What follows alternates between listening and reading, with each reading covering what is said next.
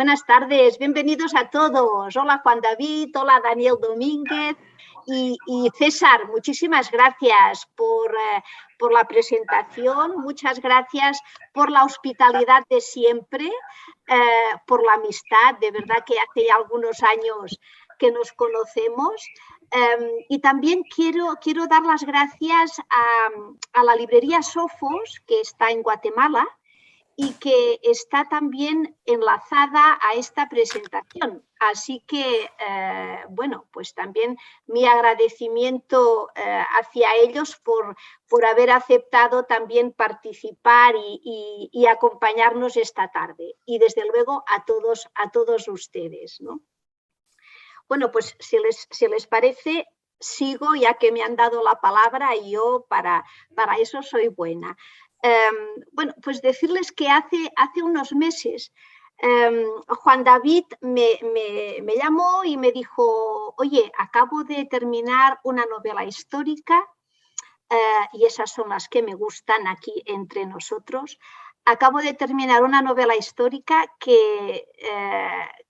de la que me siento muy satisfecho, estoy contento y me gustaría que la leyeras. Y yo, oye, vale, está bien. Se titula La cabeza de Balboa, pero no te asustes, que es un título provisional. Y le dije, oye, pues es que no me asusto, este título me gusta, así que empezamos bien. Y bueno, pues iniciamos. Hola César, ahora ya te veo, buenas tardes. Así que iniciamos con el proceso editorial con el que iniciamos siempre, o sea, en el que trabajamos siempre cuando recibimos un nuevo proyecto. Y bueno, pues aquí estamos. La novela se ha publicado, el dictamen fue positivo, la novela se ha publicado y hoy la estrenamos. Hoy es el estreno, así que estamos de manteles largos y estamos celebrando este nuevo libro de Juan David, que por cierto, pues no es el primer libro que presenta este año. Ha sido el año pandémico, fue un año desbocado, tanto para la escritura como para la lectura. Así que bueno, estamos ya viendo los primeros resultados y los buenos resultados. Y por supuesto que no podíamos dejar de invitar a nuestro queridísimo amigo Daniel Domínguez para que también nos acompañara. Y es que igual hablamos con Daniel y le dije, oye Daniel, me parece que, bueno, no solo que tendrías que acompañarnos porque conoces bien la obra de Juan David y sé que también tienes una debilidad por las novelas históricas, así que, aunque después Juan David nos va a decir si es realmente una novela histórica o no, ¿verdad? Pero bueno, esto de la palabra ya la tengo. Y bueno, nos parecía importante presentarla también este año, esta novela, porque, pues bueno, Panamá, Centroamérica, estamos con todo este tema de, unos dicen celebración, otros dicen conmemoración del bicentenario, ¿no? Bueno, el bicentenario de la independencia, de la ruptura de las colonias con España. Y precisamente esta novela, y esto pues es el dato que me interesa también mencionar, esta novela nos sitúa en los inicios de toda esta larga historia, ¿no? Porque justo nos va a decir David, empieza la novela nos sitúa a principios del siglo XVI, mucho antes de que Hernán Cortés llegara a México, o unos cuantos años antes, y de que Francisco Pizarro llegara al Perú, y ambos se convirtieran, utilizando una palabra muy del siglo XXI, se convirtieran en tendencia. Antes de esto pasaron cosas muy interesantes en esta tierra firme, en el área de Panamá, parte de Centroamérica, y bueno, ahí es en donde nos sitúa la novela. Pero Juan David, antes de iniciar la conversación, que en realidad será una conversación entre nosotros tres y desde luego pues las personas que nos acompañan se pueden incorporar a través de algunas preguntas, comentarios, pues bienvenidos. Antes que nada, Juan David, en un minuto, porque es que si no nos vas a contar toda la historia, pero en un minuto, ¿puedes situar a los lectores, a tus lectores, decirles de qué trata la novela, en dónde, cuándo, cómo, esto, para que podamos enmarcar la conversación en el argumento de la novela. Por favor, Juan David. Muchas gracias, María del Carmen, y buenas noches a todos. Daniel, otra vez aquí estamos. Así es que me encanta compartir con Daniel mis presentaciones y por supuesto en este caso contigo también, María del Carmen. Muchas gracias. Más que vale. Bueno, voy directo al punto porque me quedan ya menos de 50 segundos. El tema es las relaciones, la rivalidad realmente entre dos personajes muy importantes en la historia de la conquista, sobre todo para nosotros aquí en Panamá, para los cismeños. Y son Vasco Núñez de Balboa y Pedrarias Dávila. Ellos conviven en Panamá entre 1514 y 1519. Es el tiempo que están juntos en Panamá. Por supuesto que Balboa había llegado antes que Pedrarias. Todo eso se cuenta en la novela. Pero en lo que más se enfoca la novela es en la rivalidad que surge entre ellos, el porqué de esa rivalidad y a qué condujo esa rivalidad. Por supuesto que por eso se llama la novela La cabeza de Balboa. Y además de eso, parte de la novela, y con esto doy un poco respuesta a tu pregunta si realmente es una novela histórica.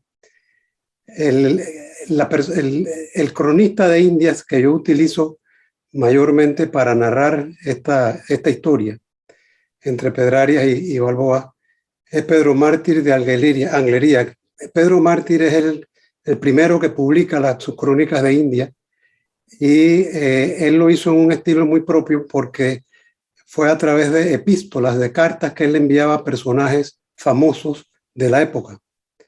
Así es que en este caso, en el caso de lo que él cuenta sobre Pedrarias y Balboa y el Istmo de Panamá en esa época, él le envió sus cartas al Papa León X, que es el primer Papa Medici, y la novela lo que hace es que junta a estos personajes en Roma, en una visita que le hace Pedro Mártir al Papa, para que en una conversación entre ellos que dura un par de semanas, Pedrarias le cuente al Papa ya con más detalle qué fue lo que pasó en el Istmo en esa época, porque el Papa mostró mucho interés en conocer detalles más allá de los que ya había escuchado en las crónicas. La parte histórica de la novela, que es auténticamente histórica, es la parte que se refiere a las vivencias de Pedrarias y de Balboa en el Istmo y todo lo que ocurrió alrededor de ellos. El descubrimiento del Mar del Sur, por supuesto, la fundación de Panamá, las relaciones con los indígenas, los aborígenes, pero además de esto, yo aprovecho para hacer un contraste entre la Roma donde vivía el Papa y un poco la España donde vivía también Pedro Mártir y lo que existía en ese tiempo en el Nuevo Mundo, en tierra firme, cuando la descubren los españoles. Es un contraste tremendo, por supuesto. Estaba en el Alto Renacimiento Roma y acá lo que habían eran realmente una época de bárbaros, ¿no? Esa época que estaba todavía mucho antes de la Edad Media, etcétera, en el Istmo. Así es que eso es a grandes trazos lo que es la novela. Me excedí como 2 minutos, pero... No, pero está bien, está bien. O sea, usas un recurso literario prácticamente, Juan David, porque sientas en la misma habitación a un cronista de Indias, a un Papa Médicis. Recordémonos que este Papa, que también lo mencionas y hay muchos comentarios o varios comentarios al respecto, es el Papa que tendrá que relacionarse o tendrá que ver con todo el tema de Lutero, o sea que también es un periodo complicado para la cristiandad, ¿no? Y bueno, los sientas a los dos y el Papa quiere que el cronista le cuente todo lo que él sabe, todo lo que está pasando en América, ¿no? Y ahí, bueno, pues se da rienda suelta. Así que, Daniel, adelante. Es un diálogo para que no sea solamente la historia que cuenta Pedro Mártir, sino que ellos conversan sobre ese tema. Así es. Sobre este tema y tantos, ¿no? Porque, como digo, también mencionan todo el tema de Lutero, todo lo que está pasando en Roma, lo que pasa en España, lo que pasa en América. O sea, es, bueno, parece como una crónica, ¿no? De lo que está pasando en aquel tiempo, ¿no? Así es. Bueno, Daniel Domínguez. por mi parte, pues saludos a César, saludos a María del Carmen y pues especialmente a Juan David, que siempre me honra con hacerme partícipe de sus nuevos hallazgos literarios. Qué alegría que la literatura nos una, que la literatura nos permita estar juntos en estos tiempos donde estar juntos parece un riesgo de vida.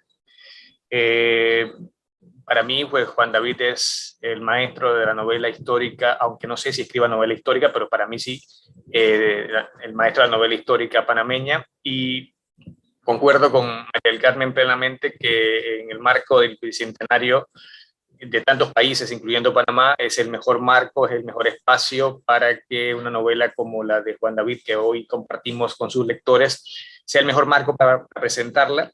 Y yo precisamente la primera pregunta que te hago, Juan David, de alguna manera ya María del Carmen por intuición me la robó, pero yo igual lo mantengo, es pues cómo se hace una recopilación de poemas, 2 libros nuevos, pandemia, cuál es la dinámica, cuál es el secreto, cómo se hace eso. Con mucho tiempo. Yo siempre he sido, y me criticaba a mí mismo porque era escritor a tiempo parcial. Yo tenía que combinar mi profesión de abogado con la literatura y no era todo el tiempo que yo quisiera el que pudiera dedicarle a la literatura. A la pandemia, no hay mal que por bien no venga, dicen, la pandemia cambió eso, en el sentido de que nuestra oficina, de la que ya yo realmente me había retirado hace un año, pero todavía mantenía ciertas actividades profesionales, pero me tuve que quedar en casa, en parte porque la pandemia no nos dejaba salir y porque tengo una esposa que es muy estricta y que me cuida mucho y que realmente me tenía muy, muy encerradito.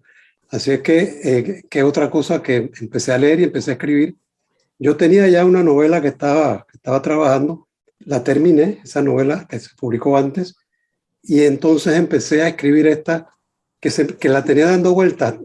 Acuérdate, Daniel, que aquí en Panamá Pedrarias y Balboa son 2 personajes que se contraponen constantemente y últimamente ha habido una mayor atención hacia los personajes porque hay quienes piensan que no han sido los historiadores todos los justos que se merecía que fueran con él Pedrarias. Así es que todo eso hace que la novela, por lo menos en Panamá, tenga mayor interés, y era el interés mío también de conocer mejor y de dilucidar algunos de los temas que se cuestionan. Así es que esa es la explicación y el tiempo, ser escritor a tiempo completo, la verdad es que me resultó una maravilla.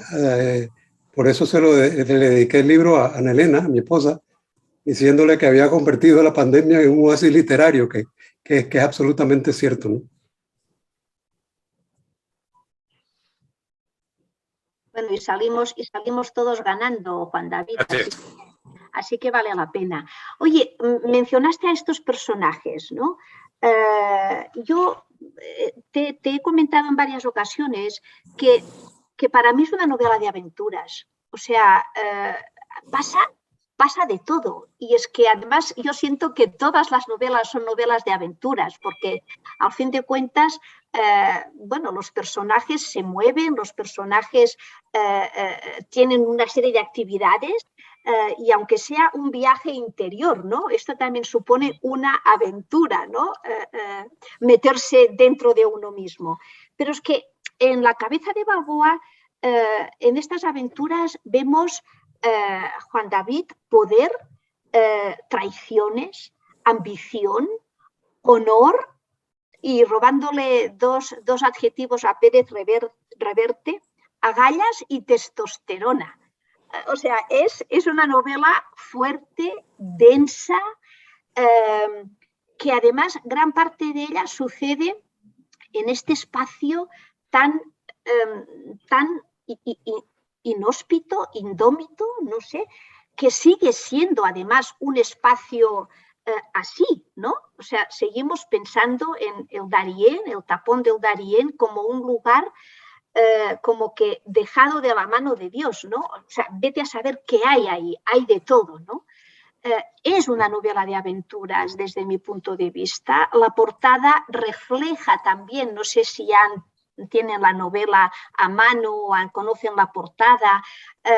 Aquí está, gracias Daniel. Es una portada que refleja también estas novelas de aventura, ¿no? Como las de Julio Verne o Emilio Salgari. O sea, es el mar, los barcos, el movimiento. Es más, el mar a veces parece como que sea otro personaje, ¿no? Porque pasan muchas cosas por ahí. Es un protagonista más.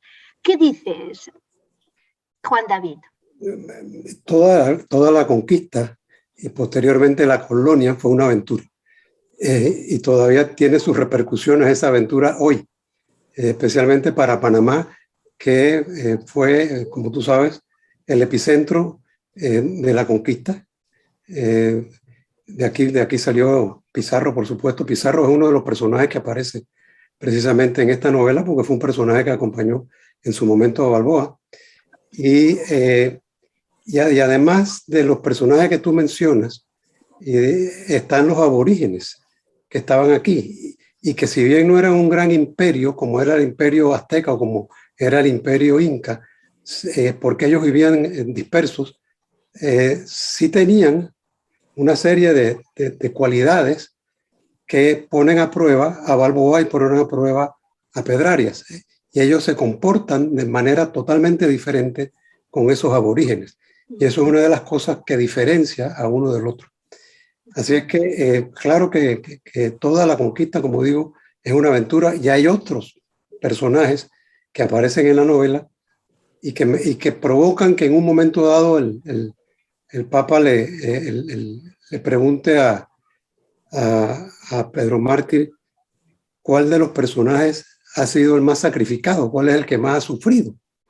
Y ellos hacen una especie de apuesta porque uno de ellos, y no voy a contar la novela aunque se la sepan algunos, uno de ellos sufrió una cantidad de peripecias y de atrocidades tremendas, ¿no? Y lo mismo ocurrió también, por supuesto, con Balboa y con muchos otros. Así es que, claro que es una novela de aventuras y eso es lo que la hace más interesante. Para el escritor es muy fácil en ese caso no tener que estar poniéndole trampitas al lector para que quiera seguir leyendo, porque todo lo que pasa es interesante, todo lo que pasa que es real, y por eso es más interesante todavía pensar que podían haber pasado aquellas cosas, ¿no? Así es que claro que sí. Juan David, en el libro mencionas, o el narrador, o los dos al mismo tiempo, que principalmente son 4 los cronistas de las Indias, ¿no? que narran esas 2 décadas que de alguna manera se centra tu nueva novela histórica, y son Gonzalo Fernández de Oviedo, Fray Bartolomé de las Casas, Pascual de Andagoya y Pedro Mártir de Anglería. Incluso el género de la crónica periodística de alguna manera debe su origen y su etimología a esos cronistas de aquellos años. Entonces, bajo esa premisa, para mí, pues, y al fin y al cabo soy periodista y por lo tanto tengo el vicio de la asociación, para mí, pues, Pedro es probablemente, y el resto, uno de los primeros periodistas e investigadores europeos que llega al Nuevo Mundo, porque son a través de ellos, a través de sus historias, más allá si estuvieron presentes o no en los hechos, los que comienzan a narrar y comienzan a hacernos a través de la palabra. O sea, existimos a partir de la palabra. Eso que dice la Biblia de que el verbo se hizo hombre, pues es cierto. O sea, a partir de la palabra es que uno existe. ¿Estarías tú de acuerdo en pensar que estos cronistas de alguna manera son mis tátaras abuelos de oficio? Por supuesto que sí, de todos nosotros. Y yo diría que incluso de muchos periodistas, ¿no? En el sentido de que ellos vinieron a narrar. El mérito de esto es que en ese tiempo el idioma era difícil. O sea, la gramática de Nebrija acaba de aparecer en 1490, si no me equivoco, y es precisamente Nebrija el que edita las crónicas de Pedro Mártir de Algería, que eso tiene su importancia, ¿no? Pedro Mártir escribió sus crónicas, sus cartas, sus epístolas, las escribió en latín. El hombre hablaba italiano y hablaba español, pero su idioma realmente, el idioma culto, era el latín. Así es que las escribió en latín. Y una de las dificultades que había en esa época es que los españoles que vinieron aquí, aunque se entendían, hablaban diferentes dialectos. Los extremeños hablaban en un dialecto, los andaluces hablaban en otro dialecto, etcétera. Así es que todo eso de la palabra tiene una importancia tremenda en el libro. Y por supuesto se puede hacer referencia a ella, pero no se puede hacer uso de ella porque si no el libro sería incomprensible. Yo creo que yo en el prólogo digo algo de eso, ¿no? Pero es una observación muy cierta y Pedro Mártir es el primero que publica, gracias a Nebrija también, el primero que publica sus crónicas. Y de las crónicas de Pedro Mártir, muchos de los cronistas posteriores se copian y lo hacen plagiándolo en párrafos enteros. Y eso está también demostrado, ¿no? Yo aparte, por supuesto, de los cronistas, me preocupé de leer mucho y de estudiar mucho a los historiadores, sobre todo a los que tocaron más profundamente el tema de Balboa y de Pedrarias, que también ha habido mucho de eso, ¿no? No, sí, de hecho hay mucha... perdona, Daniel. No, lo que simplemente yo aquí metiendo la cuchara. Incluso en esa misma línea argumental, Juan David, y bueno, saludo también a la gente que nos está viendo ahora desde Facebook, que acá dice que estamos ahora mismo en live, y bienvenidos entonces también a este encuentro digital con Juan David Morgan, sobre su nueva novela, La cabeza de Balboa. Yo sigo en esa misma línea de Pedro Mártir, que evidentemente no vino él en testigo al Nuevo Mundo, pero sigo con la misma línea de que no solo fue uno de los primeros periodistas, sino también fue uno de los primeros investigadores, porque en boca de unos personajes tú también dices pues que lo que él narra es fruto de declaraciones, de cartas, de testimonios, y no sé, Juan David, me aventuro y uso el mismo término de aventura que usaba María del Carmen para definir la novela, que de alguna manera creo que el escritor contemporáneo de novela histórica se parece un poco a Pedro Mártir, porque no es testigo del hecho que cuenta, pero lo hace a través de la imaginación, pero también desde la investigación. Entonces, ¿qué papel jugó dentro del proceso de creación una vez decidiste que era el siglo XVI y una vez decidiste que iba a ser Pedrarias y Balboa? ¿Cuál fue el proceso de indagación, de investigación? Y como mencionaste hace un rato, decías que el tema te venía dando vueltas. ¿Cuál fue el clic que te dijo, bueno, este es el momento para hacerlo más allá de la pandemia, quizás? Sí, en realidad la pandemia influyó mucho, ¿no? Porque me dio mucho tiempo para leer y para estudiar más profundamente a los personajes, que es lo que es lo que yo tenía que hacer. Y yo no me quedé en los cronistas de India, como dije antes, sino que me fui a algunos historiadores, no novelistas, que han escrito mucho sobre esos personajes. Así es que yo estaba interesado en una época y en un momento en especial. A mí me interesaba, y yo creo que aquí se me salió un poco el abogado, a mí me interesaban algo de los pormenores del juicio que le siguió Pedrarias a Balboa. Porque ese juicio es lo que yo andaba buscando al final, ¿no? No hay mucho sobre eso.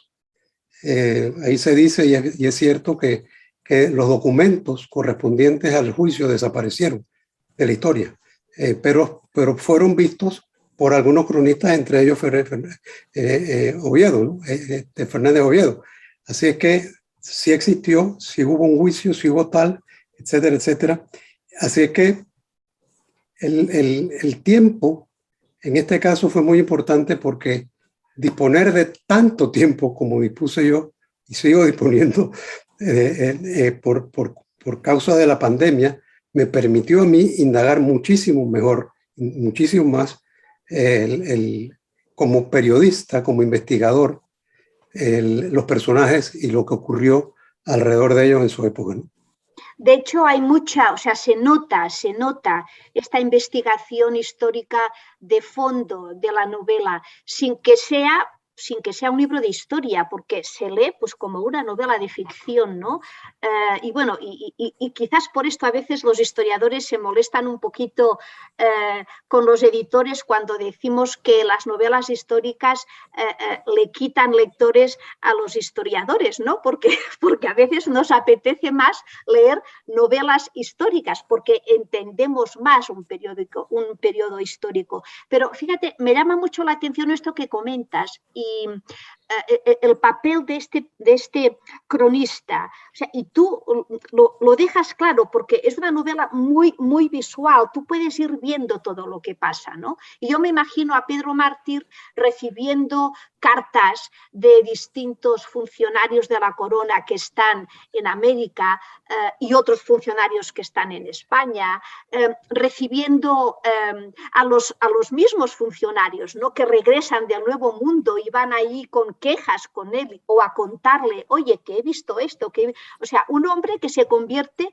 pues en un depósito de información, ¿no? De todo lo que va pasando. Y claro, él lo traslada en estas décadas.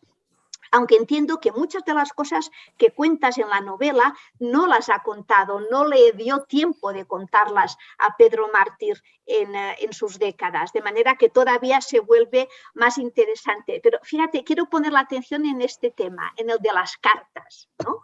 Es de verdad, es el ver el papel que jugaban, y volvemos con el tema de la palabra, ¿no? La palabra escrita en este caso, el papel de las cartas, ¿no? O sea, cómo, por ejemplo, los conquistadores necesitaban y tenían además que informar a la corona de qué es lo que estaba sucediendo, ¿no? Y redactaban o hacían que se escribieran, le dictaban a sus secretarios estas largas cartas, pero imagínense ustedes, y esto pues a veces también da rabia cuando lees la novela, ¿no? El rey ha tomado una disposición, esta disposición se hace por escrito y se manda al Nuevo Mundo, pero posiblemente en medio del océano Atlántico se cruzan las dos carabelas, una que va hacia el Nuevo Mundo diciendo que fulano de tal, por ejemplo, que Vasco Núñez de Balboa pues es el adelantado de la Mar del Sur, lo nombran, y a lo mejor se cruza otro barco con una carta en donde se despotrica en contra de Vasco Núñez diciendo que es un ladrón, que no ha pagado lo que le corresponde a la corona. Es decir, todo este tráfico que había, que no solo era tráfico de gente, de barcos, de víveres, tráfico de información, ¿no? La información tenía que llegar, pero pues normalmente llegaba tarde, mal, y esto también provocaba muchos malos entendidos, Juan David. Esto me llamó mucho la atención, ¿no? Y además protestaban, oye, tú me estás diciendo esto, pero yo recibo una carta que me dice lo otro. ¿Qué pasa aquí, no? Sí. Sabes que hay que aclarar algo que es importante, y es que Pedro Mártir era funcionario de la corona española. Pedro Mártir era cronista. Así es. Oficial de la corona española, y eso le daba un acceso tremendo al rey y a los nobles y a todos los que contaban, y sobre todo a la iglesia, a los obispos que contaban mucho. Así que Pedro Mártir, sí, siendo un personaje influyente, recibía la visita, como tú dijiste, aparte de las cartas que pudiera haber recibido, recibía la visita de quienes querían favores de la corona. Así es que él estaba muy enterado de todas las cosas, y por eso es que escribe sus décadas, ¿no? Porque las conocía íntimamente. Y esto de las cartas hace que uno piense también en el tiempo. O sea, el tiempo en el que sucedían las cosas en aquella época era un tiempo muy diferente al tiempo en que suceden las cosas hoy, o en el que sucedían las cosas 100 años después, porque estaban iniciándose el conocimiento de una región absolutamente nueva y desconocida y completamente alucinante para cualquiera que vivía en Europa en esa época. Entonces, a mí lo que me hizo clic, y en esto respondo una pregunta que me hizo Daniel, que creo que no quedó completa la respuesta, lo que me hizo clic para ya empezar a escribir o a estudiar de verdad el tema, es cuando me di cuenta de que las cartas se les habían mandado a León X, que en ese tiempo, primero que todo, era el primer Papa Medici era el defensor de la cultura y él tomó posesión, lo hicieron papa en la Capilla Sixtina, que acababa de terminar de pintar Miguel Ángel en la bóveda y los demás pintores italianos en el tiempo. Además de eso, como tú dijiste, era la época en que viene la escisión y el surgimiento del protestantismo la reforma. Con la reforma protestante de Lutero. O sea, todas esas cosas, Maquiavelo es de esa época. Maquiavelo escribió su príncipe en esa época. O sea, alrededor del otro personaje, no de Pedro Mártir ahora, sino del Papa León X, estaban ocurriendo también un montón de cosas muy interesantes dentro de la historia que permitían también contrastarlas, como dije antes, con lo que estaba empezando a suceder acá, en el Istmo, que era una tierra inhóspita y una tierra absolutamente desconocida y de un salvajismo brutal. Así que todo eso fue lo que me dijo a mí, aquí hay que explotar esto desde los dos puntos de vista y hacer el contraste. Yo creo que eso fue lo que más me gustó a mí de escribir la novela, porque me divertía enormemente contrastando una cosa con la otra, ¿no? Juan David, retomando ese encuentro y ese diálogo entre el cronista y el Papa, y me gusta mucho hacer ejes transversales con el presente. De alguna manera pienso que esa relación era una relación que quizás sueña todo escritor, porque de alguna manera está haciéndose testigo de uno de sus lectores, ¿no? Que en este caso era el Papa. Entonces, no sé, aquí yo metiéndome en camisa de 11 varas, si tuvieras que narrarle un libro tuyo a un papa, ¿cuál sería ese papa que escogerías? El de ahora.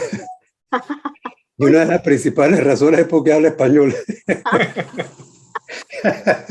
No, yo creo que Francisco, Juan XXIII fue un papa que se ganó todo el cariño de todos los, hizo cosas muy importantes, ¿no? Pero este Francisco tiene otras cosas y le ha tocado una época mucho más difícil para la iglesia, ¿no? Le ha tocado la época de las acusaciones contra la iglesia, justificadas por supuesto. Le ha tocado la época de la lucha con los musulmanes, que casualmente ese fue uno de los temas también que se manejan en la novela, porque Pedro Mártir de Anglería había sido diplomático enviado por los reyes católicos cuando sacaron a los moros para hacer las paces con los moros, porque lo necesitaban a los moros para que les siguieran comprando productos y siguieran negociando con ellos. O sea, todas esas cosas se dan allá y eso está ocurriendo todavía hoy, no en el mismo nivel, por supuesto, ni con las mismas incidencias, pero todavía tenemos a la Iglesia Católica y a los musulmanes y a tal, y por eso te digo que si tuviera que hablar con alguien sería definitivamente con Francisco. Además, yo también estudié con los jesuitas, así que tendremos otras cosas de qué hablar. Interesante. Juan David, en esta novela, en la cabeza de Balboa, repartes por igual vicios y virtudes. O sea, no se salva nadie. Aquí no hay alguien que digas, es que este es un héroe, es que este no sé qué. Por igual, vicios y virtudes. De repente vemos a Balboa como que es... Yo veo que Daniel se queda más en Europa y yo me quedo más en América. Aquí estamos como que cada quien tiene sus debilidades. Como que de repente parece que Balboa es una especie de héroe, ¿no? Porque lo ves con aquella disposición, o sea, con aquel coraje que llega, pues ya sabemos cómo llega, escondido en un barril, llega de la isla La Española a tierra firme porque se propone que él se va y se va. Un dato muy curioso también, y hay pocos estudios al respecto, el papel de los perros de los conquistadores como mascotas, el papel de los perros de los conquistadores en la conquista. es interesantísimo, ¿no? Como que además, y un día te llamé y te dije, a ver, cuéntame bien esto, Juan David, ¿está bien esto? ¿De dónde lo has sacado? No, que es cierto, ¿no? Que además ganaban como una especie de sueldo, ¿no? Porque ellos también atacaban. Claro, aquí no estamos hablando de otros aspectos de la conquista porque daría muchísimo de qué hablar, ¿no? Pero, bueno, me refiero a que a veces vemos a Balboa como pues el héroe, el aventurero, el que no le teme a nada, a que decide meterse a la selva del Darién sin saber qué va a encontrar ahí. Sabemos que los indígenas, algunos de ellos usaban flechas envenenadas, ellos lo sabían. Bueno, pues a veces él pactaba con los indígenas, cuando no le convenía no lo hacía. A veces también dices, ostras, esto es como una especie de héroe, ¿no? Pero después te das cuenta que no, que cuando le conviene hace todo lo contrario, ¿no? Y que va detrás del oro, de las perlas, de los hombres indígenas, de todo lo que puede, ¿no? Y cuando llega Pedrarias Dávila, pues también, a veces dices, oye, no, es que será una víctima, o será, pero no, por eso te digo, repartes por igual vicios y virtudes. Son las pasiones humanas, al fin y al cabo, ¿no? Sea en el siglo XVI o sea en el siglo XXI.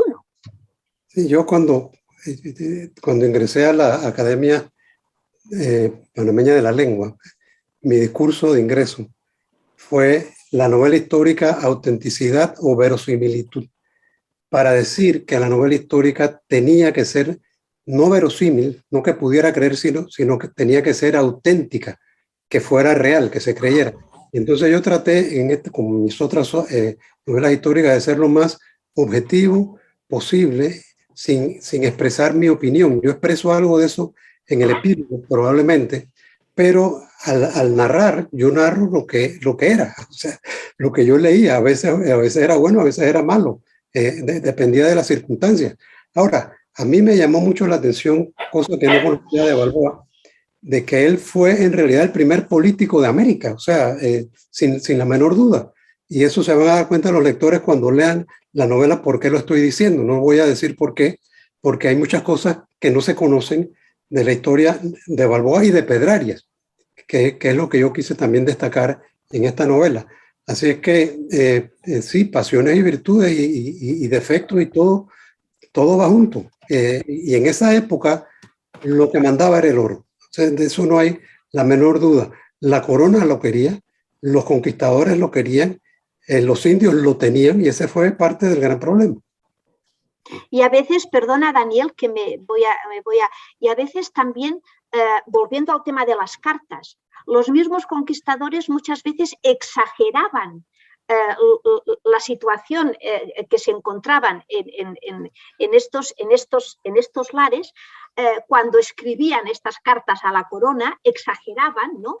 Para que la corona pusiera atención en los lugares por donde se movían. O sea que también con este tema manipulaban a la corona para conseguir lo que ellos necesitaban, Juan David. A tal punto que le cambiaron el nombre por Castilla del Oro.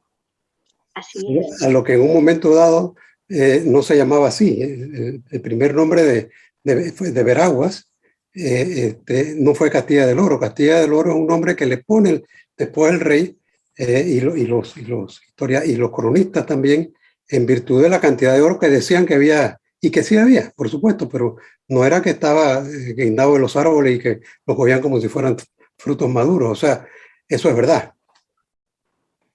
Daniel, perdona. No, para nada. Pues efectivamente, a mí ahora Balboa me cae mejor que antes de leer la novela. A mí también. Y sabiendo sus debilidades y un poco en la línea de María del Carmen, yo siento que tiene las características de un antihéroe, ¿no? Que no es impoluto, pero que tampoco es un demonio al 100%. Y yo lo que te quería preguntar, Juan David, ¿cómo se hace desde el oficio contar una historia cuyo desenlace ya se sabe? Es decir, no hay que ser muy conocedor de la historia básica latinoamericana para saber que probablemente Balboa haya sido el decapitado más popular o más conocido de la época colonial, y a pesar de eso uno sigue enganchado en la novela hasta el final. Esa es la parte más difícil, Daniel, y yo creo que es porque en este caso yo usé la técnica de poner a conversar a dos personajes reales que tenían mucho de qué hablar, para poner cosas que hacen que el relato no sea aburrido, en el sentido de que yo no estoy contando una historia. Dos personajes están hablando de los hechos que estaban ocurriendo probablemente simultáneamente o un poquito antes, no solamente acá en Tierra Firme, sino también en Roma, que eran también hechos importantes. Así es que hay que irle poniendo como trampitas al lector para que quiera seguir leyendo.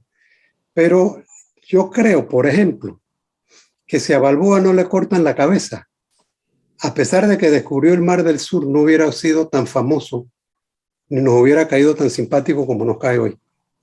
Y por el contrario, que si Pedraria no hubiera salido por ahí decapitando gente, él hubiera tenido mucho más mérito del que se le reconoce hoy en día.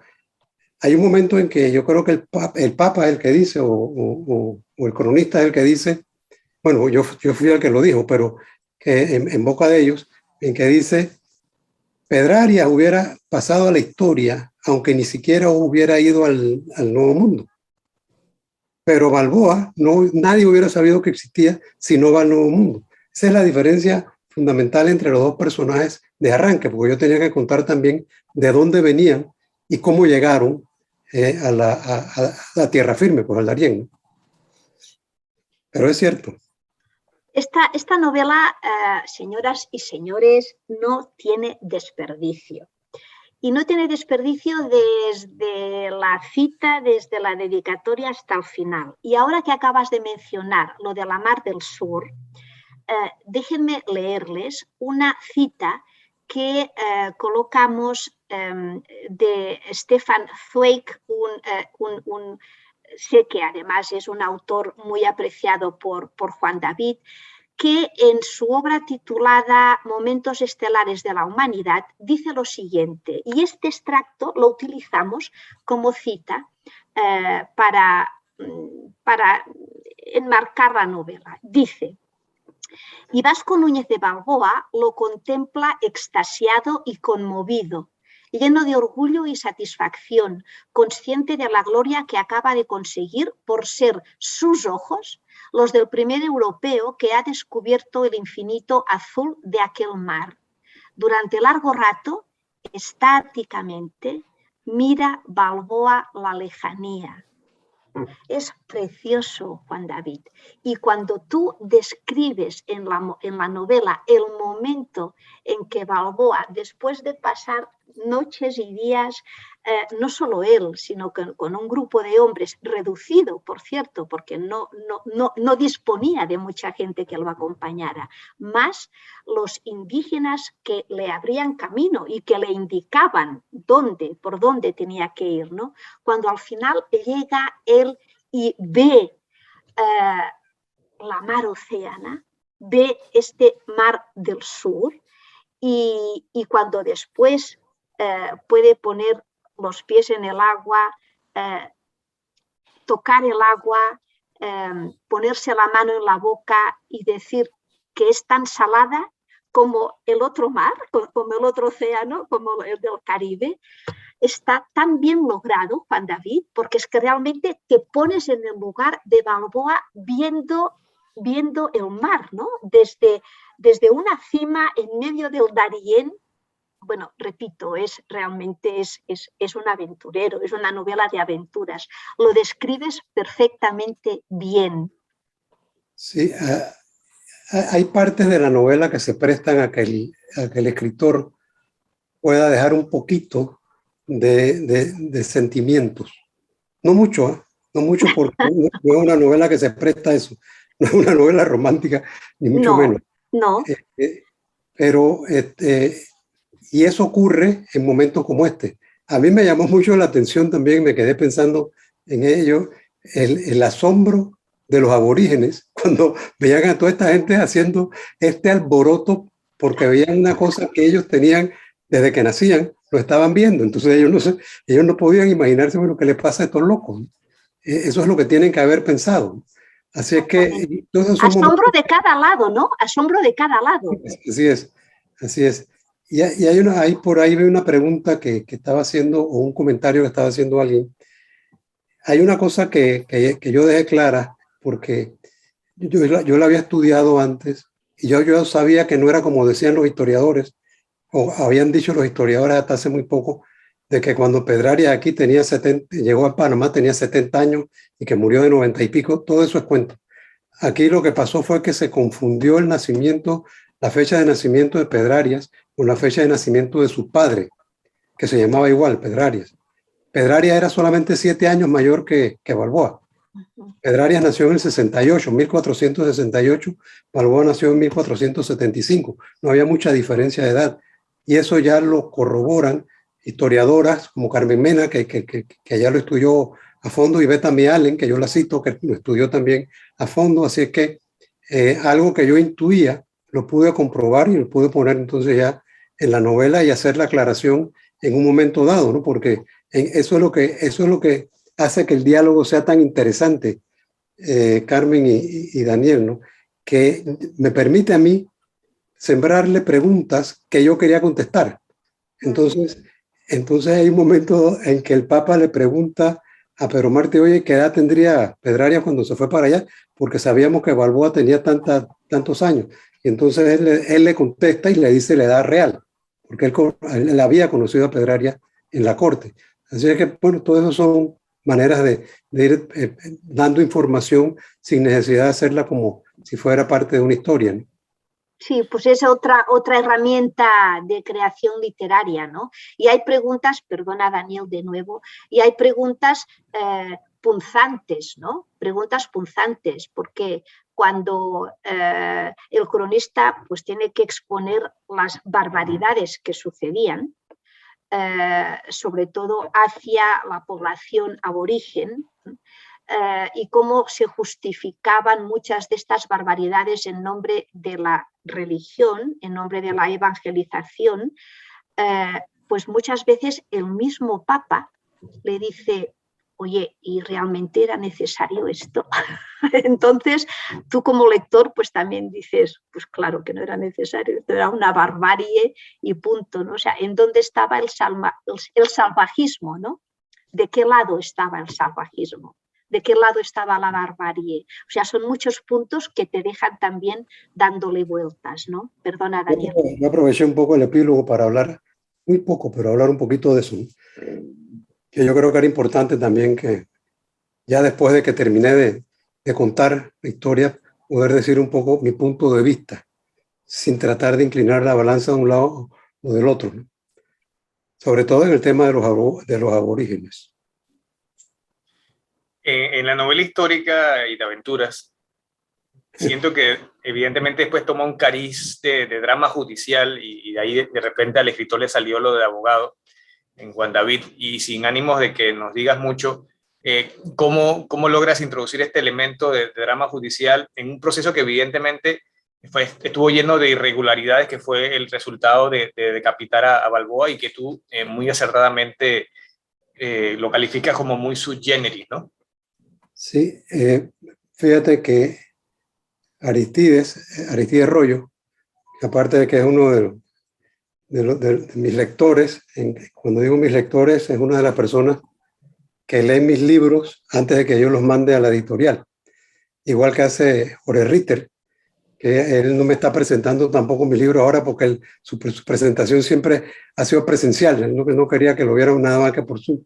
Pero Aristides me consiguió, cuando supo que yo estaba escribiendo sobre este tema, una monografía muy interesante, escrita recientemente de un profesor español que también es abogado, sobre el juicio que le sigue Pedrarias a Balboa. Entonces yo parto un poco de lo que este señor dice para poder enriquecer el relato del proceso judicial, que es corto. Realmente ahí no se consumen muchas páginas, porque siendo el desenlace no daba para mucho, por el hecho de que fue una cosa completamente atrabiliaria y despótica, lo que ocurrió ahí, ¿no? Y eso es lo que hace que un personaje sea víctima y el otro sea victimario, ¿no? Así es que, pero sí, tocó estudiar esa parte también y lo hice con mucho deleite. Tú decías antes, Juan David, que no hay romanticismo, no es una novela romántica. Y hay un lector que nos dice, entonces no hay romance, no hay, como sucede, por ejemplo, en Caballo de Oro. Si me permites, porque ya sé que tú tienes la respuesta, pero sí hay romance, sí hay un romance. Y es un romance con esta indígena que también la desmitificas. O sea, no es este personaje heroico de novela rosa, no, le das un papel mucho más real, ¿no? Y por lo que cuentas, y bueno, tus lectores lo verán, lo ponen en un aprieto a Balboa cuando le dicen que se tiene que casar con una hija de Pedrarias, ¿no? Porque él de alguna manera estaba comprometido con alguien. Así que, bueno, ustedes lo verán. Y Juan David también nos comenta, una persona que está entre nosotros, que siguiendo la pregunta de Daniel, si desde un principio sabemos que la cabeza de Balboa va a rodar, y no solo la de él, sino que, si mal no recuerdo, creo que son cuatro personas que lo acompañaron pues hasta la muerte, hasta el final, ¿no? Bueno, ¿cómo podemos hacer interesante una novela que al parecer ya conocemos el contenido, ya se ha contado todo lo de la novela? Bueno, yo también le podría decir muchas cosas, pero prefiero que lo digas tú, por favor.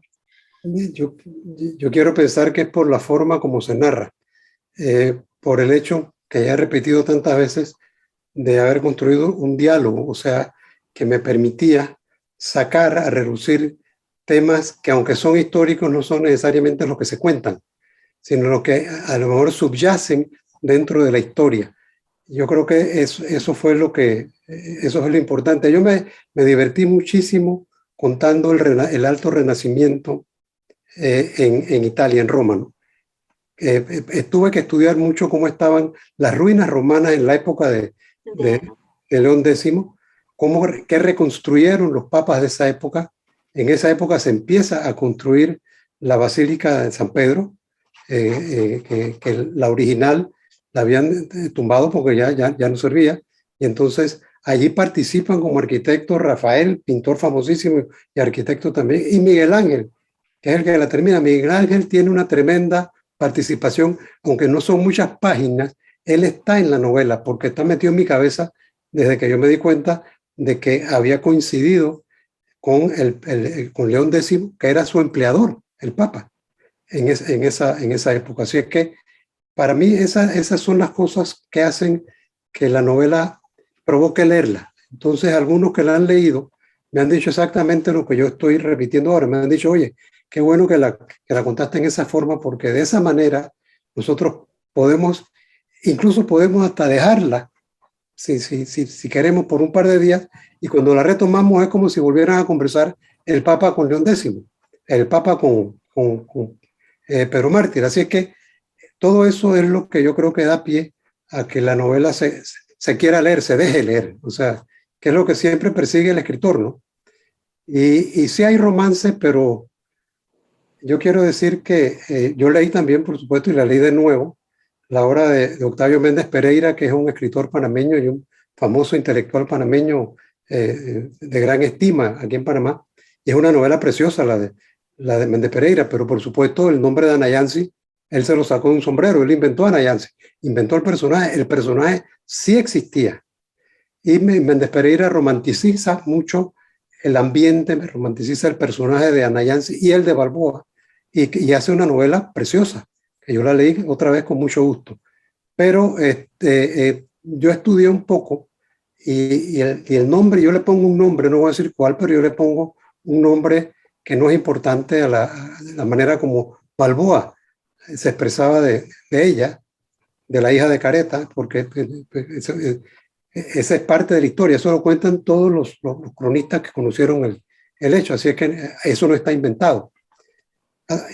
Pero ese romance llega hasta ahí, pero se manifiesta un poco más en los sentimientos del propio Balboa cuando le dicen, si tú quieres arreglarte con este señor Pedraria que te tiene preso, metido en una cárcel, entonces lo que tienes que hacer es cásate con la hija de él. Y eso lo arregla no menos que un obispo.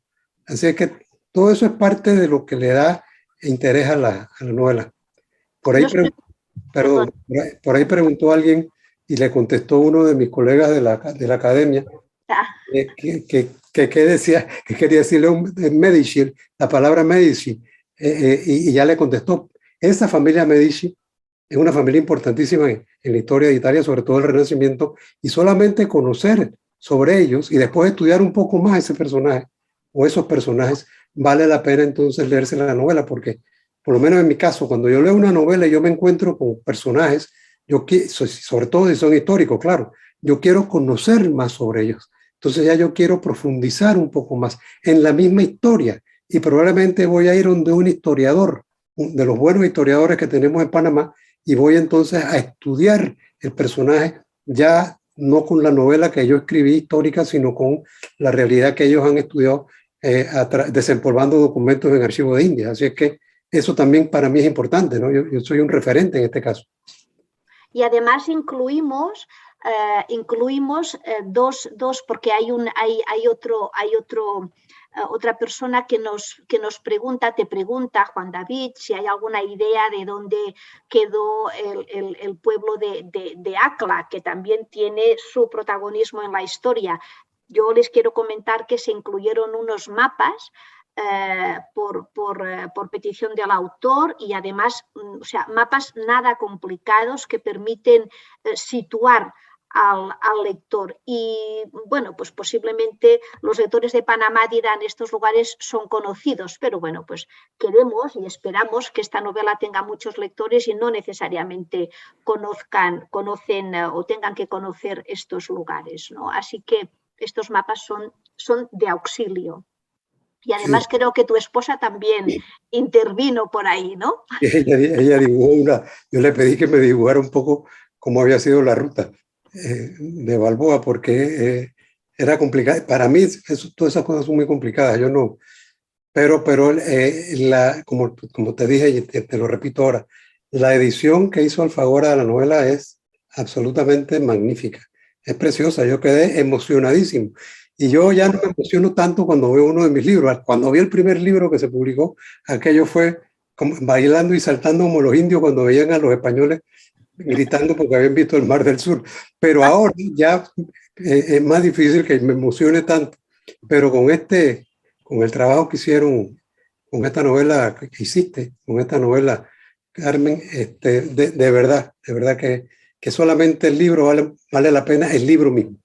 Bueno, pues el libro y el contenido, no, pero la verdad es que Editorial Alfaguara cuida mucho también, y ahora voy a hacer aquí una cuña publicitaria, pero no, cuida mucho el libro como objeto, tiene que ser algo apetecible para el lector, ¿no? Y bueno, pues me alegro que te hayas emocionado, Juan David. Sí, de verdad que sí. Qué bien, que me alegro. Daniel, por favor, que me meto yo demasiado. En la obra se lee, pues claro, el 15 de agosto de 1519, en una ceremonia solemne en la que se cumplió con los acostumbrados ritos tradicionales, Pedraria fundó la ciudad de Nueva Señora de la Asunción de Panamá, la primera levantada a orillas del Pacífico. Y entonces, evidentemente, ni eres Nostradamus, ni eres mago, pero igual, una hipótesis. ¿Crees que el destino de Panamá habría sido otro si la hubiera fundado un hombre como Balboa en vez de Pedrarias? La ciudad de Panamá. Sí, correcto. Yo creo que Pedrarias hizo más que eso. Y me explico, ¿no? Ya los reyes le habían ordenado a Pedrarias que estableciera ciudades, que fuera creando ciudades. Y Pedrarias lo que hizo fue que comunicó en una línea prácticamente recta el Atlántico, con el Pacífico, ¿no? El viejo mar con el nuevo mar, ¿no? Y eso fue lo que proyectó la conquista hacia el sur, sobre todo hacia Perú, pues, y el resto más que para México. Y en eso tuvo Pedrarias, yo creo, una gran visión. Entonces, yo creo que Pedrarias es un personaje que hay que reconocerle algo más allá de la sola fundación de la ciudad de Panamá. Él mandó a fundar Natá también y fundó otras ciudades en el interior que después desaparecieron. Pero fundó Natá, que está ahí, que es la segunda ciudad que se funda en Panamá, creo que fue en 1523. Él todavía estaba de gobernador de Panamá. Y él sí tuvo la visión de hacer algo y sobre todo que él deshizo Santa María de la Antigua, en Darién. Él se dio cuenta de que Santa María estaba demasiado hacia el poniente en ese tiempo, pues hacia el este, ¿no? Y él quería que la ciudad de Panamá se comunicara más directamente con la ciudad que iba a ver en el nombre de Dios, en realidad, en el Atlántico. Ya después vino Portobelo, pero eso es otra historia. Así que Pedrarias tiene un mérito que no se le ha reconocido quizá del todo, porque yo creo que lo que se han dedicado los defensores de Pedrarias es a defenderlo de que le cortó la cabeza a Balboa, que si Balboa sí era culpable, que si no era culpable, en vez de estudiar más a fondo la obra y la visión que tuvo en un momento dado Pedrarias Dávila. Estoy siendo objetivo, ¿verdad, Daniel? Por supuesto. Bueno, es que al fin y al cabo eran estrategas también, Juan David. Y era un militar. Era un militar. Exactamente. Militar distinguido. Exactamente. Oye, Juan David, por una curiosidad, venga, que esto me gusta a mí. Coméntanos un poco acerca del papel de estos mastines, de estos perros que acompañaban a los conquistadores, que no se sabe mucho de esto. Leoncico, si mal no recuerdo, era el nombre del perro de Balboa. Sí, pero ese era uno. Ellos tenían muchos perros, eran unos perros enormes. Esos perros parados en dos patas eran más altos que los aborígenes. O sea, y influían temor. Y como tú dijiste antes, el perro recibía una recompensa que por supuesto se la quedaba el amo. Me imagino que ese día le daría mejor comida al perro, pero el perro tenía una misión. Pero lo que más me llamó la atención a mí, porque yo conocía lo de los perros de los conquistadores, pero lo que más me llamó la atención eran los perros que habían ya en el istmo. Aquí había un perro que no ladraba, que era compañero de los aborígenes y que tiene su nombre que ya se me olvidó, Onfre, no me acuerdo cómo se llamaba, cómo le decían ellos, pero ese es un perro que existió, que yo creo que ya esa raza desapareció. Así que hubo esos perros aquí. Y yo aprovecho eso en la novela para comentar cómo eran las razas de los perros más populares en 1519, en 1521, en Roma, que eran los llamados blanchetes. O sea, esas son cosas que a mí me llaman la atención y que yo creo que le gustaría saber. Por ejemplo, a Ana Elena, que le encantan los perros, mi esposa, me agradeció enormemente que yo me metiera con los perritos también de mascotas en la novela. ¿Por qué no? Si eran detalles que eran importantes, ¿no? Claro. Así que todas esas son cosas que van configurando y que le permiten al que escribe novela histórica escribir cosas que sean más amenas, porque provoquen que el lector quiera seguir leyendo y que le guste lo que lee. Le llamas Gozque en la novela. Gozques.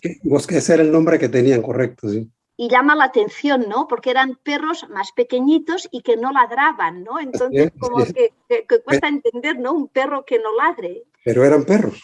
Interesante, claro. Daniel, ¿alguna pregunta más? Porque creo que ya tendríamos que ir cerrando. No, de repente lo que podemos hacer es retomar una de las preguntas de los que nos están acompañando.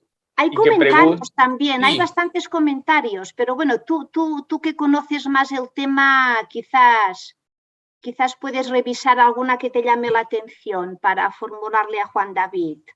Aquí hay una que podemos tomar como ejemplo, ¿no? Que señalan que en el capítulo 2 del Estado Federal de don Justo Arosemena, el cual la persona que elabora la pregunta dice que lo pone a leer en sus clases de literatura, contiene información sobre Pedrarias y sobre Balboa, Y entonces la pregunta central es si tomaste en cuenta estos aspectos de estas lecturas como parte de tu investigación.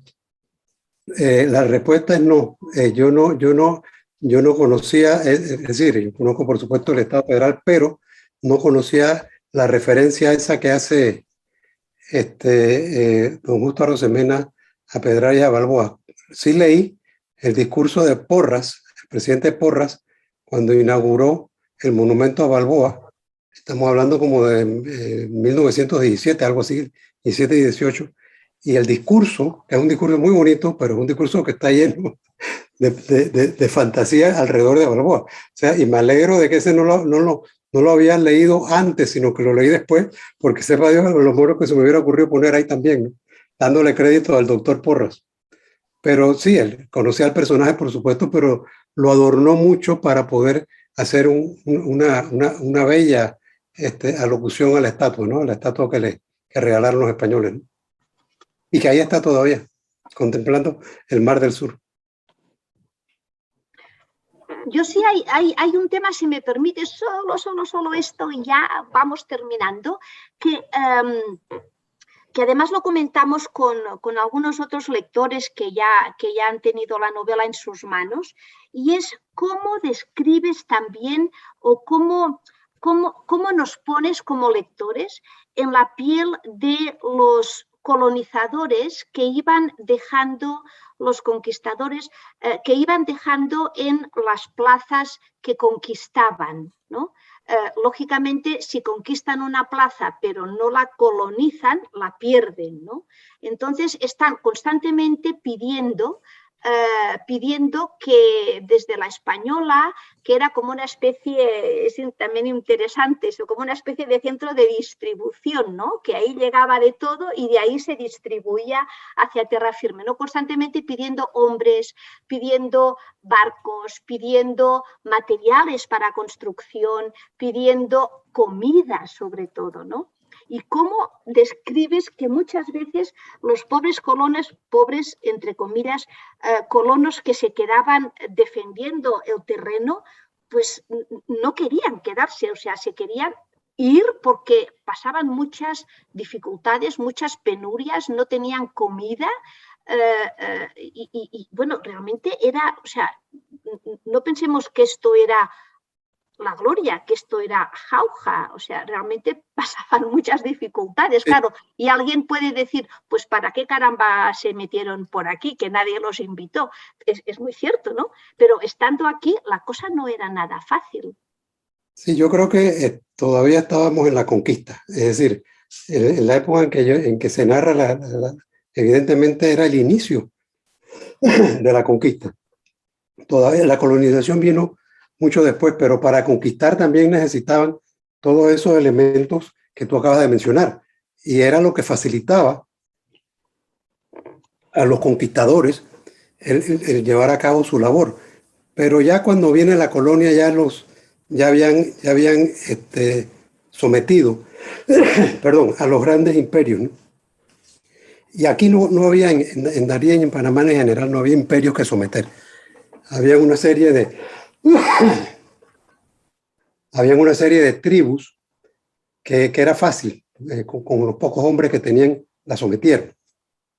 Así es que yo creo que eso explica más o menos lo que tú estás preguntando, ¿no? Perdón. No te preocupes. Ay, Dios mío. Muy bien. Pues no sé, si quieren que vayamos cerrando. César, ¿estás por aquí? Hola, César. Como nuestro anfitrión, no sé si tienes algún comentario para hacer a Juan David o nosotros, aquí estamos a tu disposición. No, pues muy contento, muy emocionado de tener esta gran presentación con Juan David, que es amigo de la casa. Estamos pues muy contentos teniendo y recibiendo sus libros, que no solo están en todas las tiendas del Hombre de la Mancha, sino también en Arrocha, en Felipe Mota.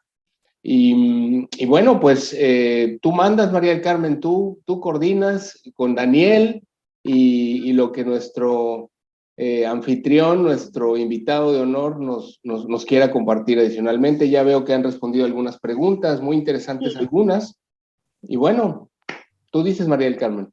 Pues ya que me das la mano, yo me la tomo. Pues me gustaría cerrar con una frase de Javier Cercas que me emociona, que me entusiasma, y que dice que la literatura es un placer y una forma de conocimiento. Y pienso, bueno, que qué mejor disfrutar de una lectura y encima, sin que sea a propósito del autor, y encima aprender, ¿no? Así que, Juan David, muchísimas gracias, en nombre de Alfaguara, de Penguin Random House. Muchísimas gracias. Qué bien que formas parte de nuestro catálogo. Ojalá nos sorprendas con otra entrega, con otra novela dentro de poco. Y bueno, Daniel, muchísimas gracias por tu tiempo. Sé que tenías muchísimas lecturas y las dejaste a un ladito para dedicarte a esta, así que de verdad, muchas gracias. César, bueno, hospitalario como siempre, muchísimas gracias. Y Juan David, Me despido yo por y favor.